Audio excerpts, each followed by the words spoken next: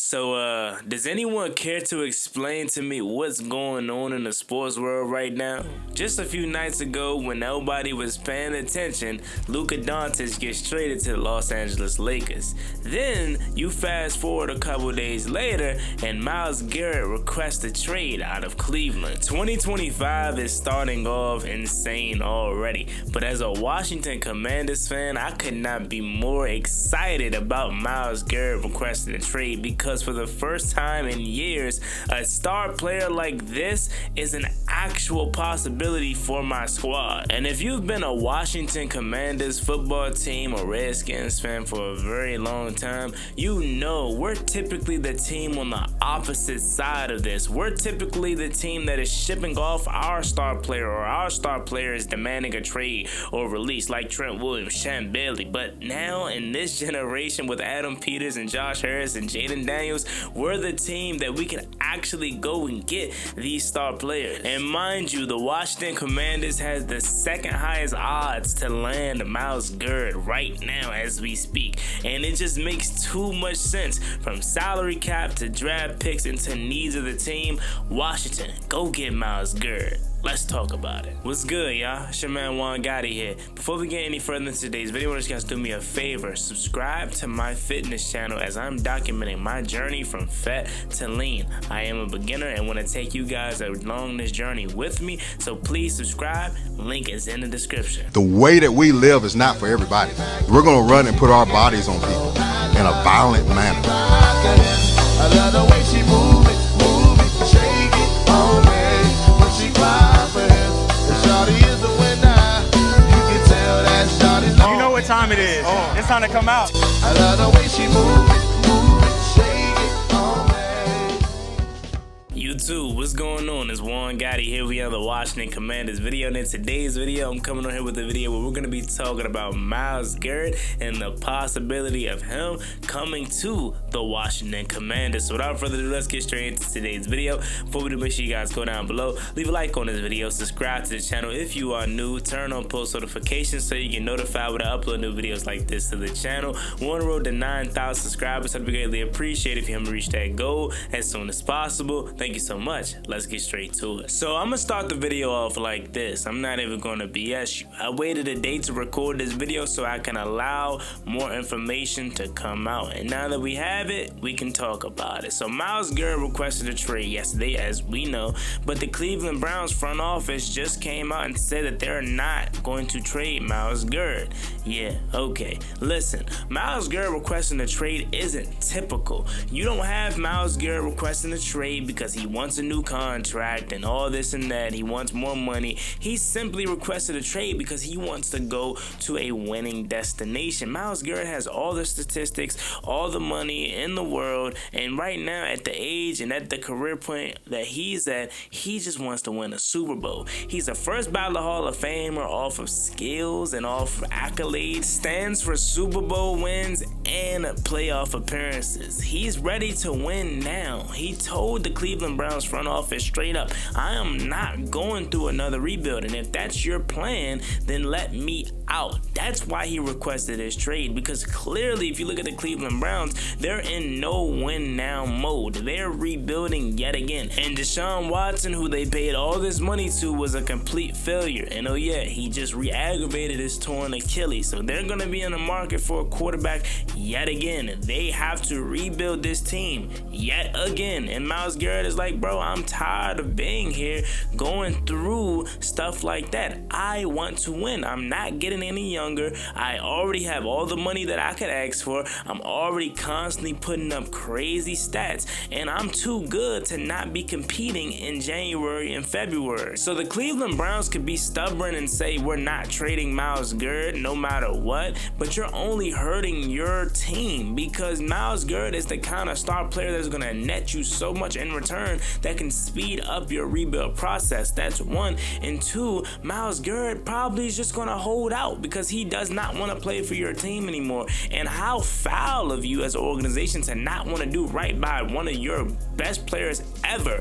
Like, in my opinion, I feel like an organization that clearly knows they have nothing to play for, they're not winning anytime soon, and they have a superstar that is on their team, been there through the thick and thin. I mean, he was there with Cleveland at the worst of their worst when they ain't win no games. He is a Cleveland Brown through and through, but don't you want to see him be successful elsewhere? Don't you want to see him go lift a Lombardi at a team that is going to actually benefit from his services? That's just me. If I was in a front office and I know I had this generational talent for a decade near, and we haven't done nothing with him in the postseason or, getting close to winning a Super Bowl, and I have to embark on a new rebuild yet again, I have to let him go because, one, I want to do right by him and allow him to go be successful elsewhere, and I need to turn this organization around as quick as possible. And Myles Garrett is the one and only player on that roster that is going to allow you to successfully rebuild as soon as possible, and it don't take 5-10 years because he can get you so much compensation, and once again,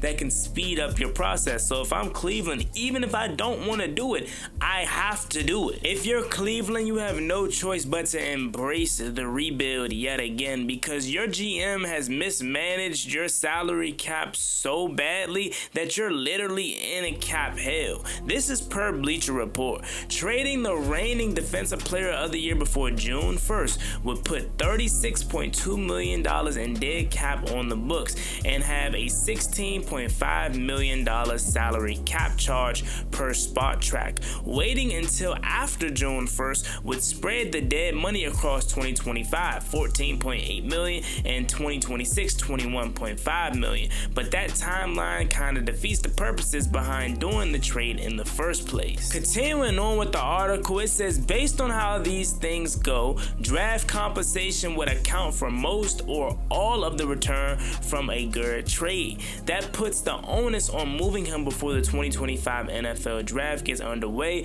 on April 24th, if it comes to that. To provide some context behind Garrett's pre-June 1st dead money hit, only 2 teams have more than $36.2 million in combined dead money for the 2025 season. Cleveland is one of those teams thanks to trading wide receiver Amari Cooper and edge rusher Zadarius Smith. They're in salary cap hell, and then there's the position in which general manager Andrew Berry would find himself when quarterback Deshaun Watson counts for $72.9 million against the cap. What? Let me say that once again, $72.9 million against the cap, and another 70 plus is tied to players that are no longer on the roster. That is just ridiculous.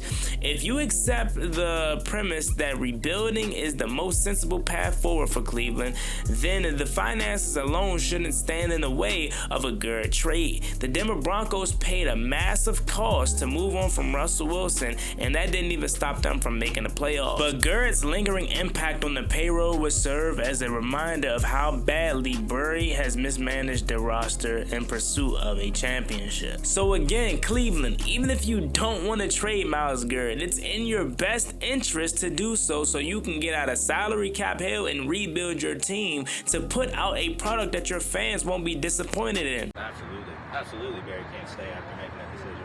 Absolutely. He's missed on a lot of draft picks too. And let me add this, Myles Garrett is going into his final year of his contract, so Cleveland, you better try to trade him so you can get something for him opposed to letting him walk in free agency and getting very little to nothing for him. So now that we discussed the Cleveland Browns aspect of this, let's talk about what does this mean for Washington and what do they play in this whole situation. This is me being as unbiased as possible, I promise. Washington makes the most sense for Myles Garrett. Let me tell you why. First of all, it's freaking Myles Garrett. Who doesn't want to trade for Myles Garrett? That's one. But two, he is a position of need for Washington right now. We lack pass rushers. We lack players that get to the ball and is game changers on the defensive side of the ball. So one, we need a player at that position. Two, we have the third most salary cap, so paying him or extending him or taking on this contract would not bother us none. We also have players that we can package up with draft picks to send to Cleveland for Myles Garrett. Last but not least, we're a team that is competing for Lombardis. We're a team that's pushing all the chips forward, and that is the type of team that Myles Garrett wants to be a part of. And we know we have a general manager that is not afraid of pulling the trigger on trading for star players. This is the same Adam Peters that traded for Marshawn Lattimore in the middle of his first season because he knew we needed an upgrade at cornerback. And I don't care how Marshawn Lattimore's first season went. Injury plagued and he didn't play well. Get to me back next year when he's healthy and he's showing you why we traded for him this past year. And I'm sorry to bring up PTSD for my Washington Commanders fans out there, but just to remind you, General Manager Adam Peters was a part of the San Francisco 49ers front office that fleeced us for Trent Williams. And he was one of the many masterminds that were behind the reason the 49ers traded for Christian McCaffrey. I say that to say, don't be surprised if Washington is not only in on this trade, but we don't have to give up as much compensation that we believe we have to. And I know when you hear the name Myles Garrett, you immediately think, oh yeah, the team that's trading for him is going to have to give up a boatload of stuff. Multiple first round picks, multiple players in order to acquire this kind of player, right? But in my opinion, it depends on who your general manager is. This has the opportunity to be a Luka Doncic-esque Anthony Davis type of trade. Washington may not even have to give up a first round pick. It could be that serious depending on how we finagle this kind of trade. Over the many years of the NFL, we've seen trades go down where it's like you look at a player's name and assume, yeah, that team had to get a lot in return for giving up that caliber player. But then you look at the trade details and be like, what the heck? That's all they got? I mean, Herschel Walker is probably the face of the biggest trade fleecing of all time in the NFL. And I want my Washington Commanders fans to understand something. Even if we have to give up a first round pick or multiple first round picks, let's just go with that hypothetical.